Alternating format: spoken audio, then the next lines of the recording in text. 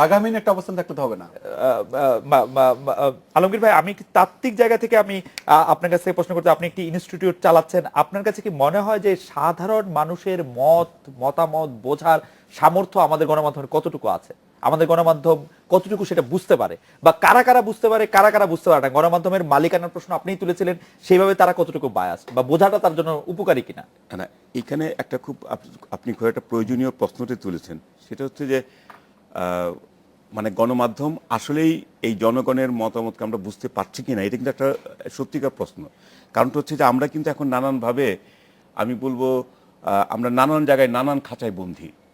গণমাধ্যম আপনি মালিকানার দিক শুধু নয়, আমরা ধরেন আমার বিজ্ঞাপনদাতাদের কাছে বন্দী, আমি রাজনৈতিক কোনো কোনো গোষ্ঠীর কাছে বন্দী, আমি জনসংস্থার জনপ্রিয়তার কাছে বন্দী, আমি মানে এইগুলি যদি আমার মাথার মধ্যে থাকে তাহলে কিন্তু আমার আসল জনগণ কিন্তু আমার কাছে নাও আসতে পারে, আমার জনগণ আমার কাছে নাও পৌঁছতে পারে।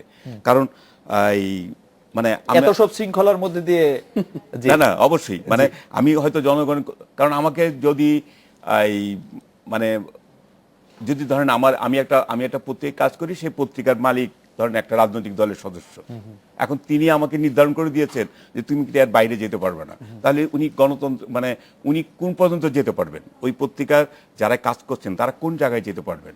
সুতরাং এখন ধরেন বিজ্ঞাপনে আপনাকে বেঁধে দেওয়া হলো যে আপনাকে এই কয়েকটা বিজ্ঞাপন আপনাকে পরিচালিত করে, আপনাকে এইটা দিয়ে আপনার বেতন হয়।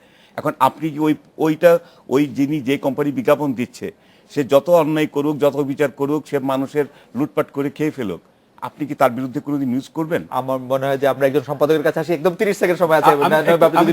আপনি যদি একদম, আমি আলমগীরের সাথে একমত, কিন্তু সবচেয়ে বড় বিষয় জানেন, আমাদের মিডিয়া আমরা নিজেরাই কর্মীরা একটা বিভাজন তৈরি করে রেখেছি। আমরা কেউ এই পক্ষ কেউ ওই পক্ষ, আমাদের ইউনিয়নগুলো বিভক্ত, আমাদের সাংবাদিক ইউনিয়ন যখন বিভক্ত থাকে, সাংবাদিকরা অন্য সংকটের থেকে মূল সংকট আমরা আগেই একটা বিভাজন তৈরি করে নিজের মতো একটা মতামত তৈরি করে রাখি, এটা মূল সংকট।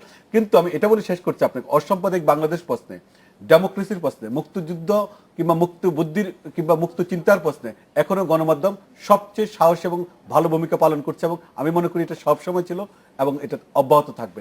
বিভ্রান্তি থাকবে কিন্তু বাস্তবতা থেকে গণমাধ্যম সবচেয়ে পুরনো টেলিভিশনগুলির একজন, আপনি যদি একটু বলেন গণমাধ্যমের মধ্যে তো শেষ পর্যন্ত গণমাধ্যম কিন্তু, রাজনীতিকরাও কিন্তু মানুষের পাশে থাকে না, কিন্তু গণমাধ্যমই কিন্তু শেষ পর্যন্ত মানুষের পাশে থেকে লড়াই করেছে। এবং তার বড় প্রমাণ হচ্ছে দেখেন, অন-11-এ কোনো মাঠের আন্দোলন ছিল না, একটি মিছিলও কিন্তু ওই তৎকালীন মঈনুদ্দিন ফখরুদ্দিনের বিরুদ্ধে নামে নেয়, কিন্তু গণমাধ্যম কিন্তু দিনের পর দিন এই টকশোর মাধ্যমে, তার রিপোর্টিং এর মাধ্যমে কিন্তু মানুষের পক্ষে থাকার চেষ্টা করেছে।